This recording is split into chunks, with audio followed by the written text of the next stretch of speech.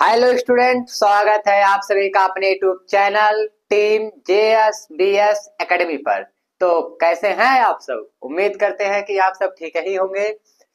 तो आज हम इस वीडियो में हाइलो एल्केन और हाइलो एरिन्स में आगे बढ़ेंगे। हमने इसके पिछले वीडियो में आप सबको हाइलो एल्केन और हाइलो एरिन्स की जो डिफिनेशन है, जो परिभाषा है, उसको हमने बता रखा है। आज हम इस वीडियो में दो टॉपिक को कवर करेंगे। पहला होगा हमारा हाइलो एल्केन और हाइलो एरिन्स का हमारे दैनिक जीवन में क्या उपयोग है, और दूसरा होगा हमारा टॉपिक हाइलो एल्केन और हाइलो एरिन्स का वर्गीकरण। ठीक, तो चलिए हम समझते हैं। सबसे पहला टॉपिक हमारा जो कि है हाइलो एल्केन और हाइलो एरिन्स का दैनिक जीवन में क्या हमारा उपयोग है। ठीक, देखिए ये जो दैनिक जीवन में उपयोग है, एग्जाम में तो अभी तक कभी नहीं पूछा गया है, लेकिन एनसीईआरटी के सेकेंड बुक में जो भाग 2 आपकी ऑर्गेनिक केमिस्ट्री की बुक है, उसमें फर्स्ट पेज पे ही जितना हाइलो एल्केन और हाइलो एरिन्स का दैनिक जीवन में उपयोग है, उतना मैं आपको इस वीडियो में बताऊंगा। फर्स्ट पेज पर है एनसीईआरटी में जितना दैनिक जीवन में उपयोग, उसको मैं आपको इस वीडियो में बताऊंगा। उसके बाद आगे हम सब पढ़ेंगे हाइलो एल्केन और हाइलो एरिन्स का वर्गीकरण। एक बात और समझ लीजिए, इस चैप्टर में हम हाइलो एल्केन को अलग से पढ़ेंगे और हाइलो एरिन्स को भी अलग से पढ़ेंगे। कहने का मतलब ये है कि सबसे पहले हम हाइलो एल्केन के सभी टॉपिक को कवर करेंगे, उसके बाद जब हाइलो एल्केन हमारा खत्म हो जाएगा तब जाके हम हाइलो एरिन्स को। तो देखिए हाइलो एल्केन और हाइलो एरिन्स का दैनिक जीवन में हमारा क्या उपयोग है। तो हमारा सबसे पहला इसमें यौगिक जो है वो क्या है, क्लोरमफेनिकोल, जिसका सूत्र होता है C11H12Cl2N2O5। ठीक, इसका मैं आपको संरचना सूत्र बता रहा हूं, ध्यान समझिएगा। देखिए कैसे बनता है इसका संरचना सूत्र। सबसे पहले हम क्या करेंगे, एक बेंजीन बना लेंगे। सबसे पहले क्या करेंगे, एक बेंजीन बनाएंगे और इस वाले पोजीशन पे हम लगाएंगे N, यहाँ पर डबल बॉन्ड O, यहाँ पर लिख देंगे O पर माइनस और नाइट्रोजन पे प्लस। फिर क्या करेंगे, ध्यान समझिएगा आप सब। फिर क्या करेंगे कि यहाँ से एक बॉन्ड निकालेंगे और इसको इस तरह से घुमाएंगे और यहाँ पर हम क्या करेंगे, एक OH समूह लगाएंगे। इसको सॉलिड बॉन्ड से हम दिखाएंगे, यहाँ पर सॉलिड बॉन्ड से, इसको हम सॉलिड बॉन्ड बोलते हैं। और यहाँ पर हम क्या रखेंगे, OH। उसके बाद फिर यहाँ पर एक हम सॉलिड बॉन्ड रखेंगे और फिर यहाँ से एक और क्या जोड़ देंगे, OH। ठीक, उसके बाद इस बॉन्ड को हम नीचे लाएंगे, यहाँ पर NH लिखेंगे। ठीक, और फिर यहाँ से एक बॉन्ड और नीचे लाएंगे और यहाँ पर इसको ले जाकर यहाँ से 2 Cl को जोड़ देंगे। ठीक, और यहाँ पर जो है जो थोड़ा सा मुड़ा है, यहाँ पर हम डबल बॉन्ड O लगा देंगे। ठीक है, डबल बॉन्ड O लगा देंगे तो ये हमारे पास हो जाता है संरचना सूत्र किसका, क्लोरमफेनिकोल का। उम्मीद करते हैं कि ये बात आपको समझ में आई होगी। अब देखिए जो क्लोरमफेनिकोल होता है, इसका उपयोग हम कहाँ करते हैं, इसको हम थोड़ा सा समझ लेते हैं। देखिए क्या है, यह एक प्रतिजैविक एंटीबायोटिक है। ठीक, ये क्या है, प्रतिजैविक है, एंटीबायोटिक है, जिसका उपयोग हम क्या करते हैं, जिसका उपयोग गंभीर बैक्टीरियल संक्रमण जैसे टाइफाइड के इलाज में करते हैं। कहने का मतलब ये है कि जो हमारे पास क्लोरमफेनिकोल होता है, इसका उपयोग हम जब हमारे टाइफाइड हो जाता है तो उसका इलाज करने के लिए हम क्लोरमफेनिकोल का टेबलेट का यूज करते हैं। ठीक, तो उम्मीद करते हैं कि ये आपको समझ में आया होगा। चलिए हम दूसरे यौगिक की तरफ चलते हैं जिसका उपयोग हमारे दैनिक जीवन में बहुत ज्यादा है, जो कि ए है थायरॉक्सिन, जिसका सूत्र क्या होता है, C15H11I4NO4। ठीक, इसका संरचना सूत्र आप सभी देख लीजिए कि इसका संरचना सूत्र क्या होता है, इसको समझिए। देखिए सबसे पहले हम क्या लिखेंगे, OH। सबसे पहले हम क्या लिखेंगे, OH, और यहाँ से एक हम लगाएंगे बेंजीन रिंग, यहाँ से क्या लगा देंगे, बेंजीन रिंग। फिर यहाँ से क्या करेंगे, ऑक्सीजन लिखेंगे। फिर यहाँ से एक बेंजीन रिंग बनाएंगे। ठीक, और यहाँ से लिखेंगे हम CH2, फिर लिखेंगे CH, CH के ऊपर लगाएंगे NH2, फिर लिख देंगे हम COOH। ठीक, और यहाँ पर हम क्या करेंगे, इसके 4 पोजीशन पे यहाँ पर I लगाएंगे, यहाँ पर भी I लगाएंगे, यहाँ पर भी I लगाएंगे और यहाँ पर भी क्या लगा देंगे हम, आई। तो ये हमारे पास रचना सूत्र हो जाता है किसका, थायरॉक्सिन का। ठीक, तो उम्मीद करते हैं कि थायरॉक्सिन का हमने रचना सूत्र कैसे बनाया है ये आपको समझ में आया होगा। अब इसका हमारे पास दैनिक जीवन में क्या उपयोग है, तो इसको हम थोड़ा सा समझ लेते हैं। देखिए, थायरॉक्सिन की कमी से गले में क्या होता है कि थायराइड ग्रंथि होती है वो फूल जाती है। ठीक, और जब फूल जाती है तो उससे एक रोग हो जाता है जिसको हम क्या बोलते हैं, गलगंड, या तो उसी को हम बोलते हैं घेघा रोग। अगर इसका हम उपचार करना चाहते हैं, उसका इलाज करना चाहते हैं, तो हमको थायरॉक्सिन की टेबलेट लेनी पड़ती है, जिससे क्या होता है कि हमारा जो थायराइड ग्रंथ फूली होती है वो कम हो जाती है, और ये जो घेघा रोग होता है उसमें थोड़ा सा आराम हो जाता है। तो उम्मीद करते हैं कि ये जो हमारा दूसरा यौगिक है थायरॉक्सिन, इसका हमारे दैनिक जीवन में जो उपयोग है ये आपको समझ में आया होगा। ठीक है, तो चलिए हम चलते हैं अपने तीसरे यौगिक की तरफ। तो हमारा तीसरा यौगिक है क्लोरोक्वीन। ठीक, क्या है, क्लोरोक्वीन, जिसका सूत्र होता है C18H26Cl N3। ठीक, एक क्लोरोक्वीन का सूत्र है। अब हम क्या करते हैं, थोड़ा इसके स्ट्रक्चर को हम समझ लेते हैं। देखिए, इसका स्ट्रक्चर कुछ इस प्रकार से बनता है। यहाँ पर सबसे पहले हम लगाएंगे एक बेंजीन रिंग,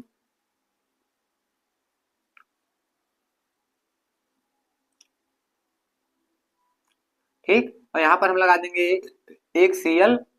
उसके बाद यहाँ से हम क्या करेंगे, एक बेंजीन रिंग को और जोड़ेंगे, यहाँ पर नाइट्रोजन रखेंगे, ठीक, और इसको डबल बॉन्ड से लगा देंगे। और यहाँ पर देखिए इसके ऊपर हम यहाँ पर लिखेंगे NH, ठीक, NH, और यहाँ से हम क्या करेंगे, जोड़ देंगे CH, यहाँ पर नीचे CH3 आप चाहे लगा दें या ऊपर CH3 लगा दें। इसके बाद हमको 3 CH2 लिखना है। कितना CH2, 3 CH2 लिखना है।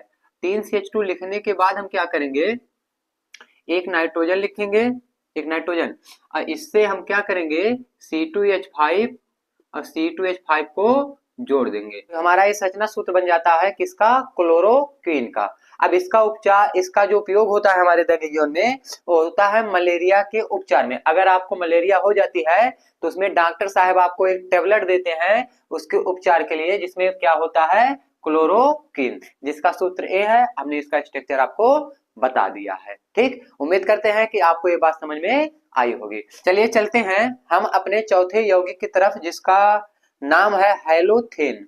ठीक, जिसका नाम क्या है, हैलोथेन, जिसका सूत्र होता है C2HBrClF3। इसके स्ट्रक्चर की थोड़ा बात कर लेते हैं। देखिए, यहाँ पर CH है और एक यहाँ पर C है, तो इस वाले C पे 3 F लगा है। कितने F लगे हैं, 3 F, और इस CH पे एक बार Br लगा है और एक बार क्या लगा है, Cl। तो ये जो है यौगिक, इसका नाम क्या है, हैलोथेन। इसका उपयोग हम करते हैं सर्जरी के दौरान बेहोशी देने के लिए।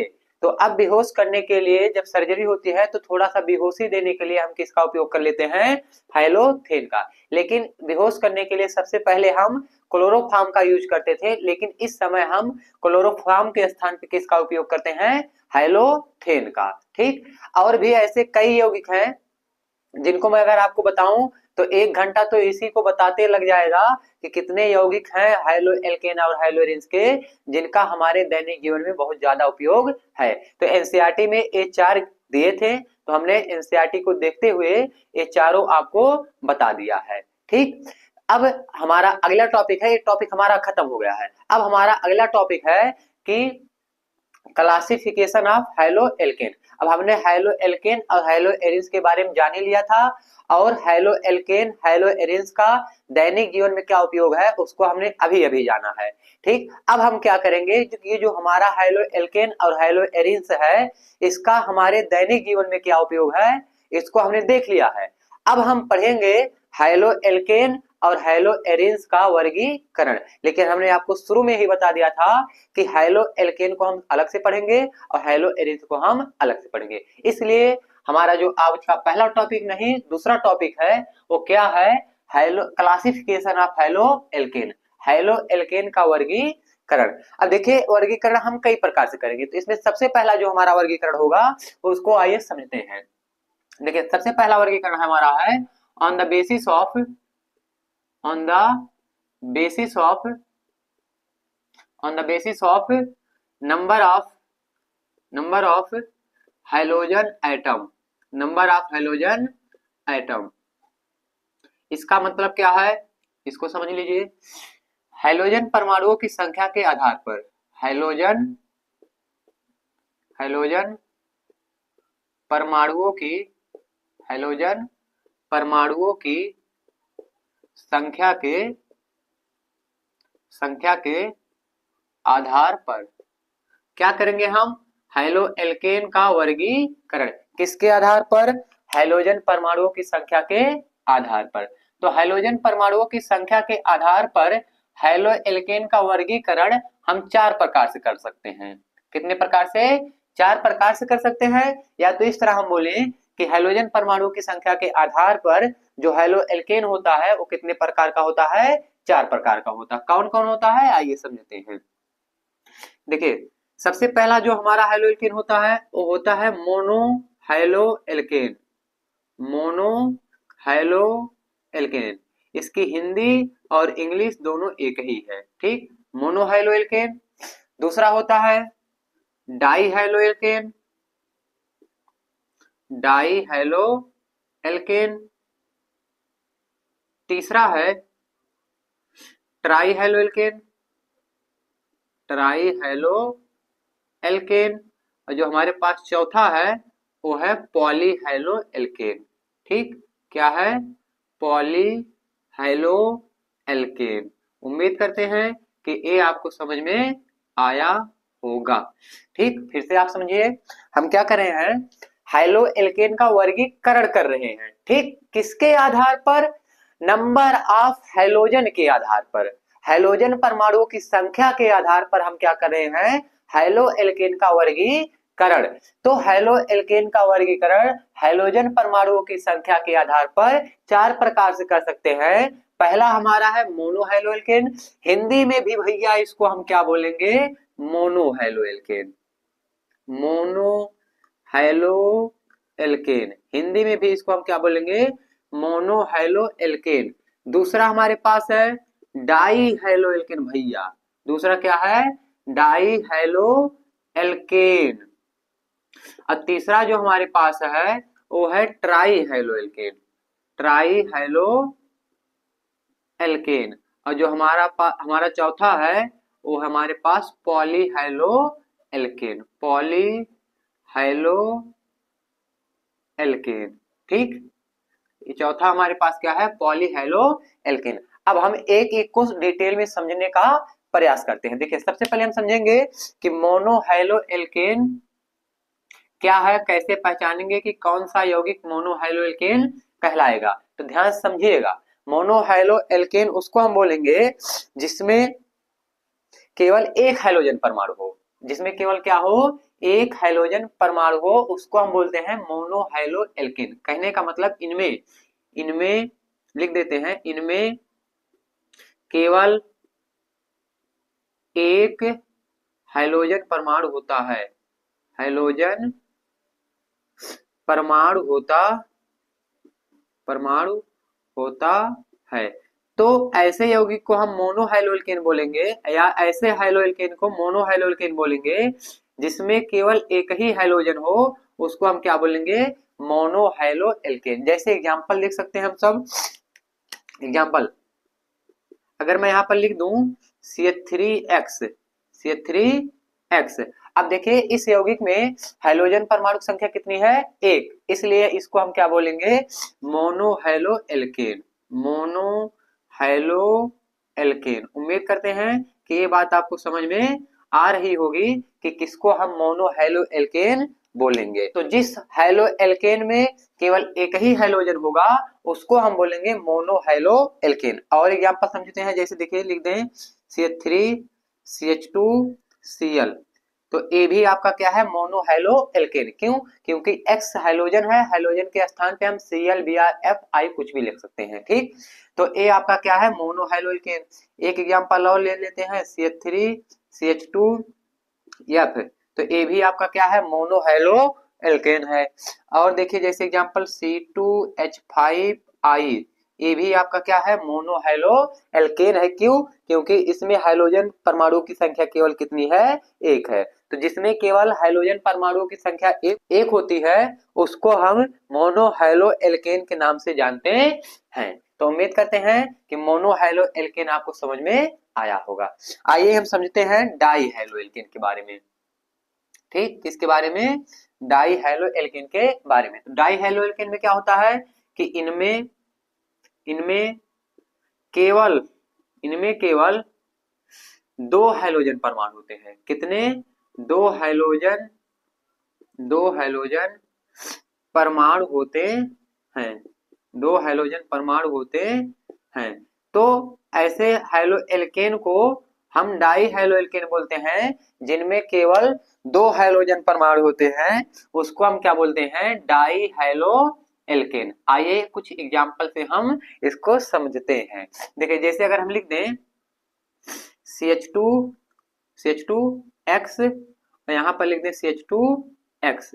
ठीक, तो अब बताइए यहाँ पर इस यौगिक में हम कितने हाइड्रोजन देख रहे हैं, दो हाइड्रोजन। ठीक, एक हाइड्रोजन ए और एक हाइड्रोजन ए। तो जिसमें केवल दो हाइड्रोजन होगा उसको हम क्या बोलते हैं, डाई हैलो एल्केन। ठीक, उम्मीद करते हैं ये बात आपको समझ में आ गई होगी। ठीक, अब देखिए जो डाई हैलो एल्केन होता है, डाई हैलो एल्केन ये भी बाबू तीन प्रकार का होता है। डाई हैलो एल्केन भी कितने प्रकार का, तीन प्रकार का। पहला होता है आपके पास geminal dihalide, geminal dihalide, या तो इसी को हम एक नाम से और जानते हैं जैम डाई हैलाइड।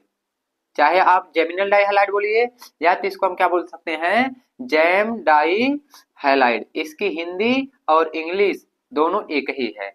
तो हिंदी लिख देते हैं, इसको हम क्या बोलेंगे हिंदी में, gem dihalide, gem dihalide. और दूसरा हमारे पास हो जाता है, दूसरा है हमारे पास बिसिनल dihalide, vicinal die halide. ठीक, दूसरा जो हमारा डाई हैलाइड है वो कौन सा है, बिसिनल डाई हैलाइड। या तो इसी को हम बोलते हैं बिस डाई हैलाइड, या तो इसी को हम क्या बोलते हैं, बिस डाई हैलाइड। ठीक, बिस डाई हैलाइड। तीसरा हमारे पास है, तीसरा है isolated dihalide, isolated dihalide. Hindi भी इसकी वही है, आइसोलेटेड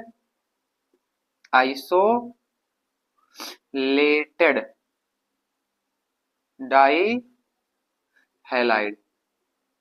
ठीक, उम्मीद करते हैं ये बात आपको समझ में आई होगी कि जो हमारा डाई हैलो एल्केन होता है वो तीन प्रकार का होता है। एक geminal dihalide, vicinal dihalide और isolated dihalide. Geminal dihalide को एक नाम से और जानते हैं gem dihalide, vicinal dihalide को एक नाम से और जानते हैं बिस डाई हैलाइड, आइसोलेटेड को एक ही नाम से जानते हैं। ठीक, या तो कभी कभी उसको टर्मिनल डाई हैलाइड भी बोलते हैं। ठीक, टर्मिनल डाई हैलाइड भी बोलते हैं। अब आइए कुछ एग्जांपल से हम समझते हैं और इनको समझते हैं कि हम कैसे जानेंगे कि जैम डाई हैलाइड किसको बोलेंगे, बिस डाई हैलाइड किसको बोलेंगे और आइसोलेटेड डाई हैलाइड किसको बोलेंगे। ठीक, जैम डाई हैलाइड किसको बोलेंगे कि इसमें क्या होता है, हाइड्रोजन परमाणु एक ही कार्बन से जुड़े होते हैं, दो हाइड्रोजन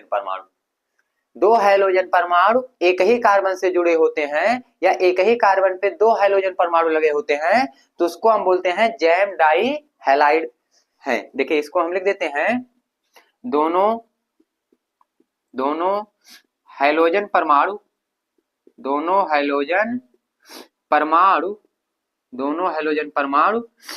एक ही कार्बन से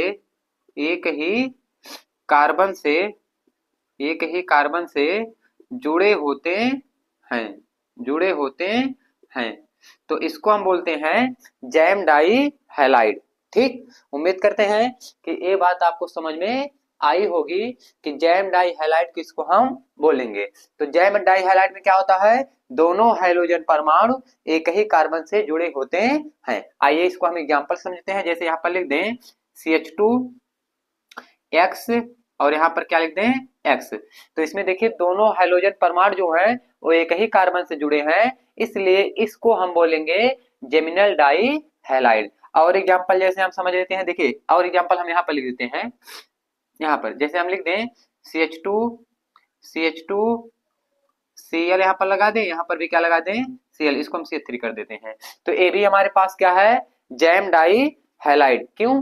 क्योंकि यहाँ पर जो हाइड्रोजन परमाणु दोनों लगे हैं वो एक ही कार्बन से जुड़े हैं, इसलिए इसको हम क्या बोलेंगे, जैम डाई हैलाइड। जैसे और एग्जांपल लिख दें CH2 Cl और यहाँ पर भी क्या लगा दें Cl, तो ये भी हमारा किसका एग्जांपल है, जैम डाई हैलाइड का। ठीक, और देखिए एग्जांपल जैसे मान लीजिए यहाँ पर हम साइक्लो बना दें और एक ही कार्बन से कितने Cl लगा दें, 2 Cl लगा दें, तो ये भी हमारा क्या कहलाएगा, जैम डाई हैलाइड। तो उम्मीद करते हैं जैम डाई हैलाइड आपको अच्छे से समझ में आया होगा। ठीक, तो आइए हम समझते हैं बिस्नल डाई हैलाइड किसको बोलेंगे। तो यहाँ पर देखिए इसको हम समझाते हैं कि बिस्नल डाई हैलाइड किसको बोलेंगे। तो हाइड्रोजन परमाणु क्या होते हैं, इसमें हाइड्रोजन परमाणु पास पास के 2 कार्बन से जुड़े होते हैं। ठीक, हाइड्रोजन परमाणु पास पास के 2 कार्बन से क्या होते हैं, जुड़े होते हैं। या ऐसे हम बोल सकते हैं कि इसमें बिस्नल डाई हैलाइड में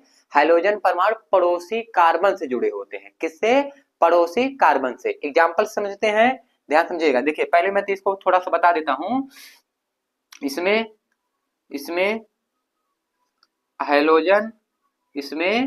हाइड्रोजन पास पास के कार्बन से जुड़े होते हैं, पास पास के 2 कार्बन से जुड़े होते हैं। देखिए एग्जाम्पल समझते हैं, हम एग्जाम्पल यहाँ पर ले लेते हैं। जैसे देखिए लिख दें CH2 यहाँ पर X, CH2 यहाँ पर X। तो ये दोनों हाइड्रोजन परमाणु पास पास के दोनों कार्बन से जुड़े हैं, ये इसलिए किसका उदाहरण है, बिस्नल डाई हैलाइड का। ठीक, या तो हमने अभी आपको बताया है कि हाइड्रोजन परमाणु अगर पड़ोसी कार्बन से जुड़े हैं, पड़ोसी कार्बन का मतलब है कि एक घर ए और जस्ट उसके बाद वाला घर, इसको हम बोलते हैं पड़ोसी। तो ए वाला कार्बन से हाइड्रोजन परमाणु जुड़ा है, जस्ट इसके बाद वाला जो कार्बन है ए इसका पड़ोसी है। ठीक, तो इस वाले कार्बन से भी हाइड्रोजन परमाणु अगर जुड़ा है तो इसको हम बोलते हैं बिस्नल डाई हैलाइड। उम्मीद करते हैं कि ये बात आपको समझ में आई होगी। और एग्जांपल जैसे देख लेते हैं, यहाँ पर CH2 यहाँ पर CH2 यहाँ पर Cl लिख दें, यहाँ पर भी क्या लिख दें Cl। तो ये किसका एक उदाहरण है, बिस्नल डाई हैलाइड का। ठीक, एक एग्जांपल और देख लेते हैं। यहाँ पर हम सब CH3 CH2 यहाँ पर Cl लगा दें, CH2 यहाँ पर भी Cl लगा दें, तो ये क्या इसका एग्जांपल हो जाएगा, बिस्नल डाई हैलाइड का एग्जांपल हो जाएगा। उम्मीद करते हैं कि आपको समझ में आया होगा। आइए समझते हैं आइसोलेटेड डाई हैलाइड, या तो इसको हम बोलते हैं टर्मिनल डाई हैलाइड। अब ये क्या होता है इसको समझते हैं। आइसोलेटेड डाई हैलाइड में जो हाइड्रोजन परमाणु होते हैं वो दूर दूर कार्बन से जुड़े होते हैं। ठीक, दूर दूर कार्बन से क्या होते हैं, जुड़े होते हैं। इसको आप लिख लीजिएगा, एग्जांपल से हम समझा देते हैं। जैसे देखिए इसका एग्जांपल यहाँ पर लिख रहे हैं, लिख दें CH2 यहाँ पर Cl, यहाँ पर CH2 यहाँ पर CH2 यहाँ पर Cl। तो ये जो एग्जांपल है वो किसका एग्जांपल है, आइसोलेटेड डाई हैलाइड का। क्यों? क्योंकि इसमें दो हाइड्रोजन परमाणु जो हैं वो ना तो एक ही कार्बन पे हैं और ना ही पड़ोसी कार्बन पे हैं, वो दोनों हाइड्रोजन परमाणु दूर दूर के कार्बन पे हैं, इसलिए हम इसको क्या बोलेंगे, आइसोलेटेड डाई हैलाइड या टर्मिनल डाई हैलाइड। टर्मिनल का मतलब होता है एक छोर पर एक Cl लगा हो और अंतिम छोर पर दूसरा Cl लगा हो, तो उसको हम बोलते हैं टर्मिनल डाई हैलाइड। उम्मीद करते हैं कि ये बात आपको समझ में अच्छे से आ गई होगी। अब ये जो ट्राई हैलोएल्केन और पॉली हैलोएल्केन बचा है इसको हम अगले वीडियो में समझेंगे। तब तक के लिए आप इसका स्क्रीन शॉट ले लीजिए, ले लिए होंगे। तो अब इसके आगे हम अगली वीडियो में समझेंगे। अगर आपको हमारी यह वीडियो अच्छी लगी हो तो हमारे चैनल को सब्सक्राइब कर दीजिए, लाइक कर दीजिए और एक प्यारा सा कमेंट कर दीजिए, जिससे हमको और ज्यादा प्रोत्साहन मिले और हम आपके लिए ऐसे ही अच्छी अच्छी और वीडियो लाते रहें। ठीक, चलिए मिलते हैं अगली वीडियो में, तब तक के लिए आप सभी को धन्यवाद।